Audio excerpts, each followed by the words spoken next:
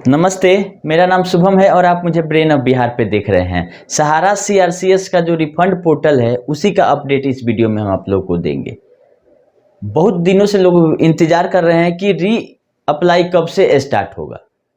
तो री अप्लाई के लिए जो पोर्टल पे इंफॉर्मेशन है वहां पे लिखा आ रहा है कि शॉर्टली हम ये शुरू करने वाले हैं कि जो आपका डिफिशियंसी है उसका निस्तारण के लिए आप री अप्लाई करके जो पेपर लगा मांगा जा रहा है वो पेपर आप लगा सकते हैं। लेकिन बात रीअप्लाई शुरू होने की नहीं है। हम शुरू से कहते आ रहे हैं कि रीअप्लाई के पहले जरूरी है कि जो जो आप पेपर मांग रहे हैं उसमें क्या क्या देना है, कैसे बनवा के देना है, इसका नोटिफिकेशन सहारा और सीआरसीएस जारी करे, तभी आप लोग रीअप्लाई करिएगा। ऐसे बहुत लोग बोल रहे हैं कि नाम मिसमैच है तो आप एफिडेविट लगा दीजिए। ऐसा मांगा नहीं गया है कि नाम मिसमैच है तो एफिडेविट से हम आपका पेमेंट कर देंगे। तो जो चीज जब तक उधर से क्लियर नहीं होगा तब तक लोगों को कैसे पता चलेगा। अभी तक तो लोग यूट्यूब के सहारे और जो जिसको समझ में आ रहा है वैसे अप्लाई करते हुए आए हैं, जिसके चलते बहुत सारा चीज ऐसा है जिसको डिफिशियंसी के रूप में सीआरसीएस रिजेक्ट कर दी रही है, क्योंकि क्लियरिटी नहीं है कि किसको क्या डालना है नहीं डालना है। जिस हिसाब से गाइडलाइन आना चाहिए फॉर्म फिलअप का उस तरह से नहीं आया। एक वीडियो आया और अमित शाह जी का भाषण आया और पूरा सोशल मीडिया छा गया कि सहारा इंडिया का रिफंड शुरू हो गया। लेकिन जो मेन चीज है कि लोग एमआईएस का कैसे अप्लाई करेंगे, जो इसका डेथ हो गया है उसका नॉमिनी कैसे अप्लाई करेगा, कुछ नेपाल के लोग जमा कर दिए हैं उनका क्या होगा।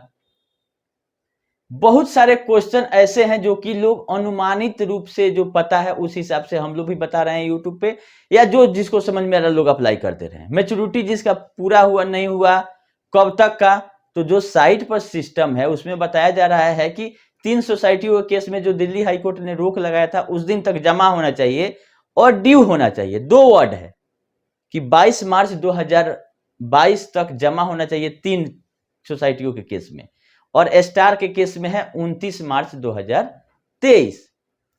तो डिफिशियंसी में जो मैसेज आ रहा है उसमें बताया जा रहा है कि 31 मार्च 23 के बाद आपका मैच्योरिटी पूरा हो रहा है, इसीलिए हम पैसा अभी नहीं देंगे। तो अगर यहां पे कॉन्ट्राडिक्ट अपने ही नोटिफिकेशन का अपने सीआरसी कर रही है, 2 डेट है 22 मार्च 2022 और 29 मार्च 2023। तो उस दोनों डेट में से कोई डेट नहीं दिया जा रहा है डिफिशियंसी में। डिफिशियंसी में नया डेट आ गया 31 मार्च 2023। ये किस दिन के नोटिफिकेशन में या किस गाइडलाइन में बताया गया है अभी तक सीआरसीएस या सहारा के द्वारा कि 31 मार्च के बाद अगर आपका मैच्योरिटी पूरा हो रहा है तो आप अप्लाई अभी नहीं करें। जब मैच्योरिटी मेरा पूरा होगा तब सहारा रहेगी, सीआरसीएस का ये पोर्टल रहेगा, या अमित शाह जी रहेंगे कि नहीं रहेंगे, गृह मंत्री, मोदी सरकार रहेगी कि नहीं रहेगी, इसका क्या आता पता है। और सहारा का सोसाइटी क्या चलने वाली है इसके बाद भी कि आप छोड़ रहे हैं कि जब मैच्योरिटी पूरेगा 2028 में अब जाके सहारा से पेमेंट ले लीजिएगा। जो आज के डेट में पेमेंट देने की स्थिति में नहीं है कंपनी, वो 2028 में क्या देगी, और किस भरोसे पे लोग इंतजार करें कि 28 में मेरा मैच्योरिटी पूरेगा तो देंगे। तो ये सरासर गलत है कि मैच्योरिटी आज जब इंटरेस्ट का बात ही आप नहीं कर रहे हैं कहीं कि हम इंटरेस्ट देंगे कि नहीं देंगे, जब जमा पैसा को रिटर्न किया जाना है, जो सिस्टम है जो इसका ट्रेंड है उसके हिसाब से हम बता रहे हैं, तब मैच्योरिटी का बात कहां से आता है। तो मेरा यही सलाह है, बहुत लोग बोल रहे हैं कि मेरे कहने पे हम जमा कर दिए, जिसका मैच्योरिटी नहीं पूरा हुआ था वो उसका भी और रिजेक्ट हो गया।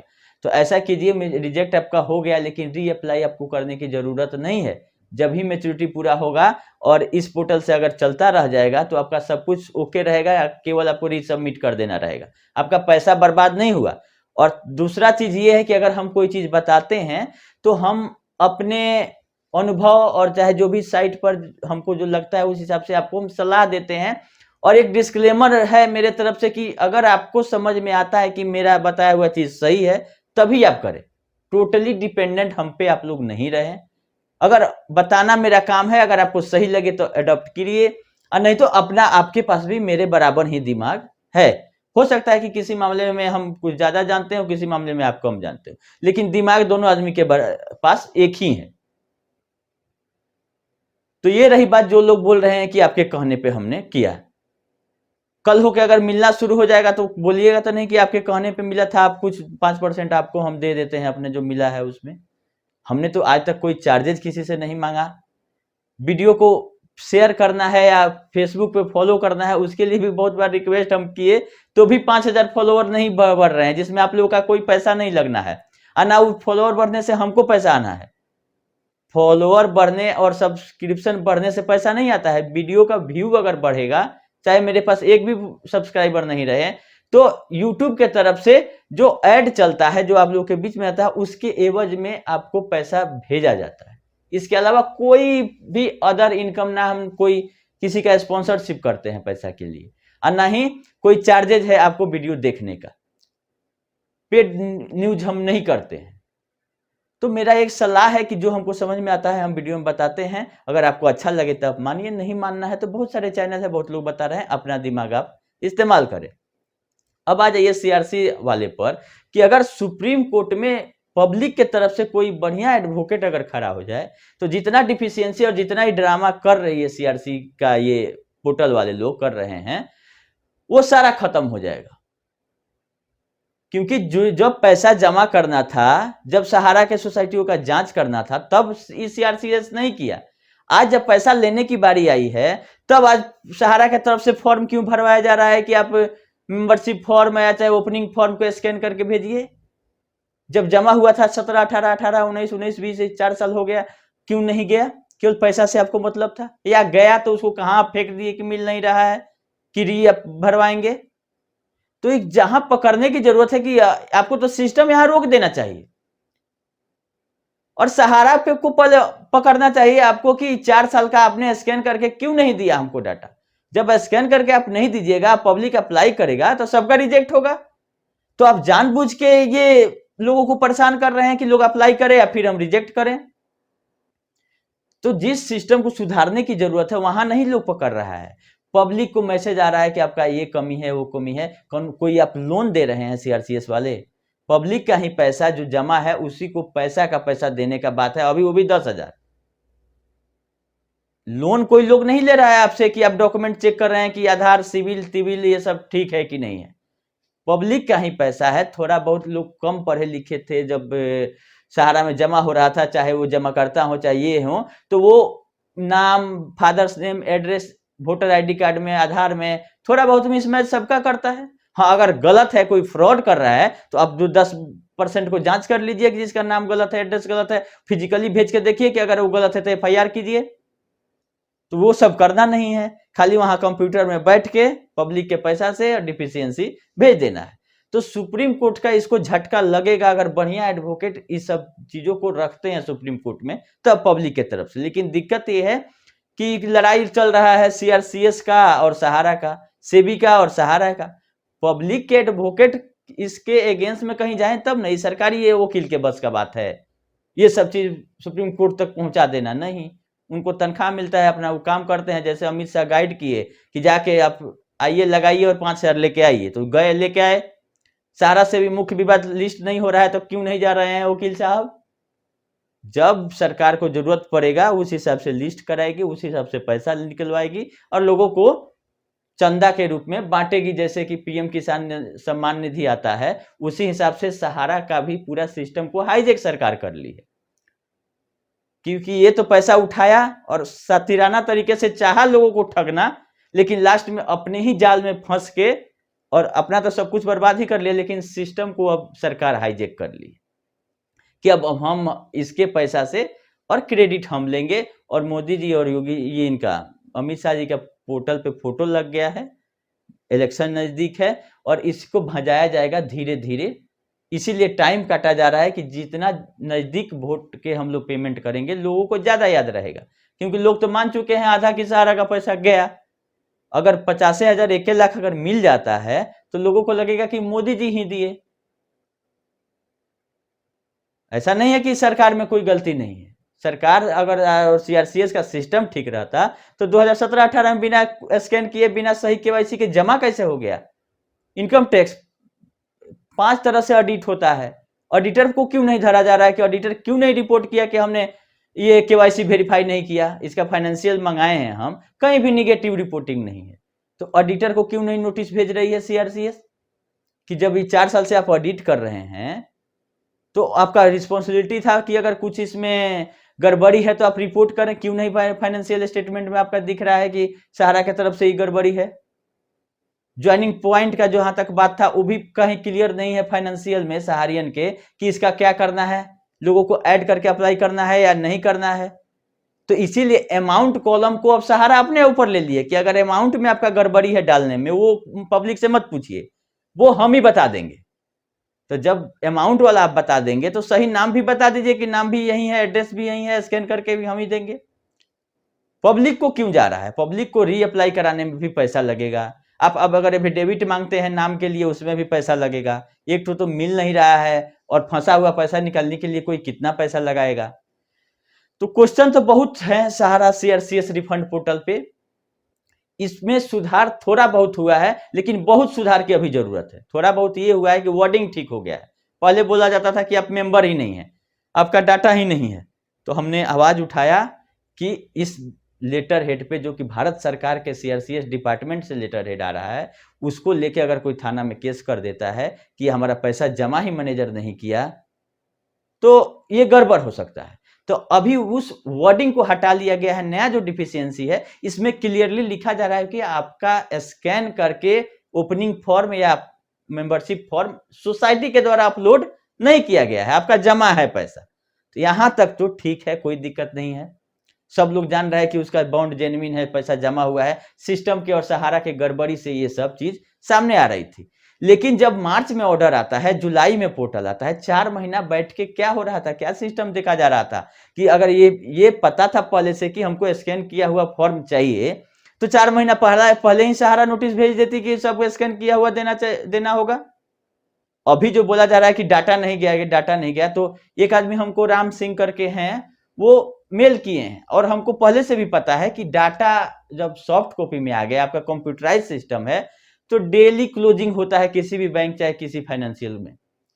जो आपने पैसा लिया उसको सब अपडेट कर दिया जाता है। तो हेड ऑफिस में अलग अलग एंट्री नहीं करना है, बैकअप ले लिया जाता है और बैकअप वहां पे चला जाएगा। तो हेड ऑफिस में सब डाटा चला गया सॉफ्ट कॉपी में, इलेक्ट्रॉनिक मोड में। रहा बात ओरिजिनल फॉर्म की, तो ओरिजिनल फॉर्म भी 3 महीना के बाद बोला जा रहा है कि ब्रांच से रीजन से कमांड चला जाता था। तो जब चला गया तो क्या फेंक दिया गया सहारा के द्वारा? स्कैन करना किसका काम था? क्यों नहीं उस समय स्कैन करके दिया गया? अगर आज लोग बोल रहे हैं कि ब्रांच से पेमेंट होगा, तो ब्रांच से भी अगर होगा तो स्कैन किया हुआ सिग्नेचर अब कहां से मिलाइएगा, फॉर्म कहां से मिलेगा जब स्कैन नहीं है? तो स्कैन देखने के लिए ब्रांच में भी तो चाहिए। ब्रांच में तो कोई डाटा होगा नहीं हार्ड कॉपी में, जिससे आपकी पहले काउंटर फाइल रहता था तो काउंटर फाइल लगाया जाता था पेमेंट में। आज भी अगर सहारा भी पेमेंट करती है तो स्कैन किया हुआ फॉर्म चाहिए। तो सहारा ये मान चुकी थी कि हमको ना पेमेंट करना है ना फॉर्म का जरूरत है, स्कैन उस्कैन करने में खर्चा करने की कोई जरूरत नहीं है।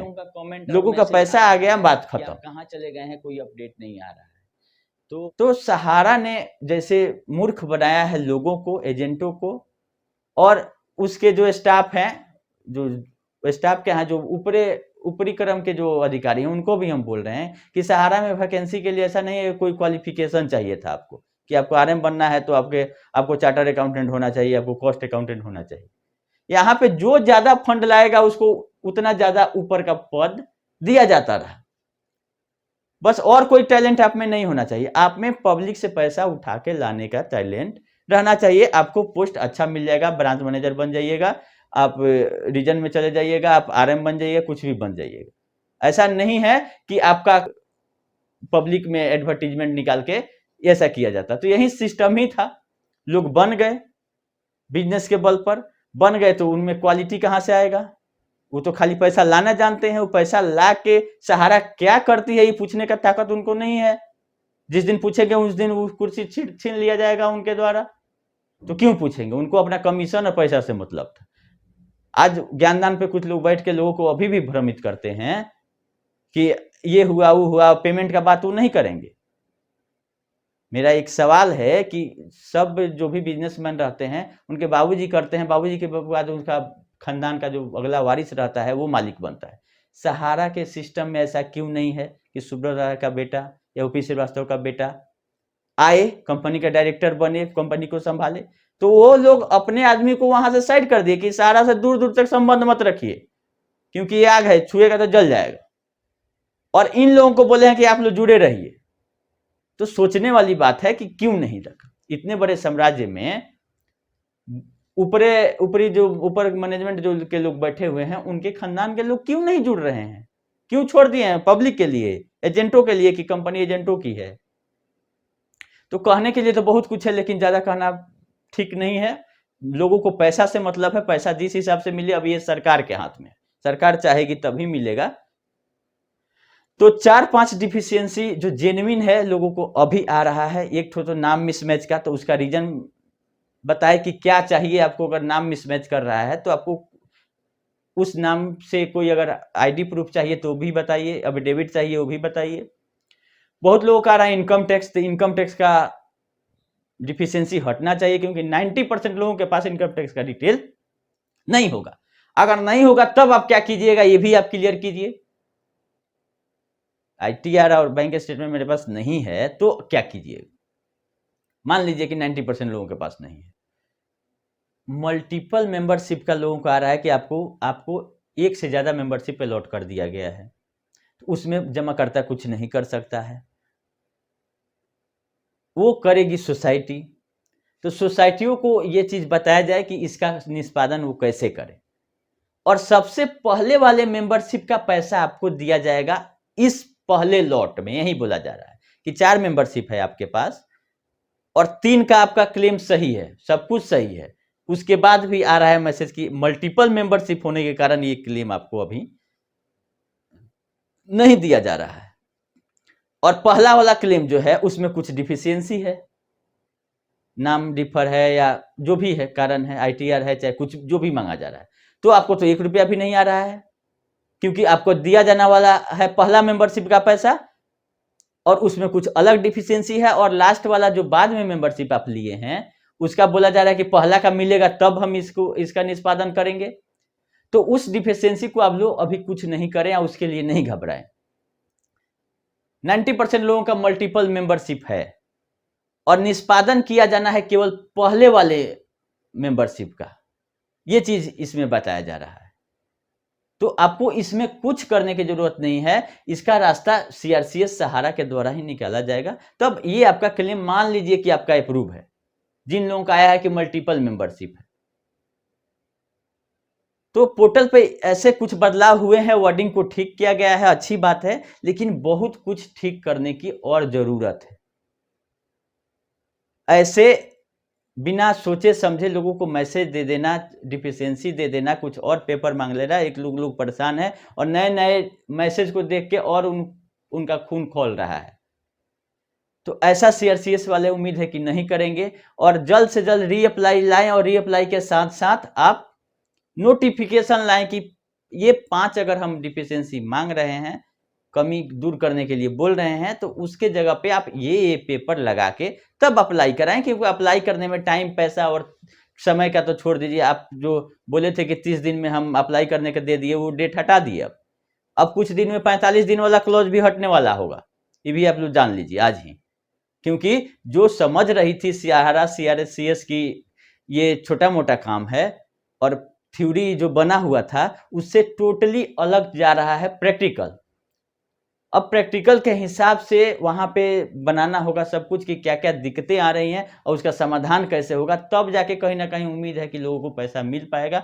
नहीं तो ये किताबी और ऑनलाइन का सिस्टम ऑनलाइन ही रह जाएगा, भुगतान लोगों को नहीं मिलेगा। खैर अभी के लिए इतना ही, फिर कुछ अगर नया अपडेट रहेगा तो हम आप लोगों को बताएंगे। धन्यवाद।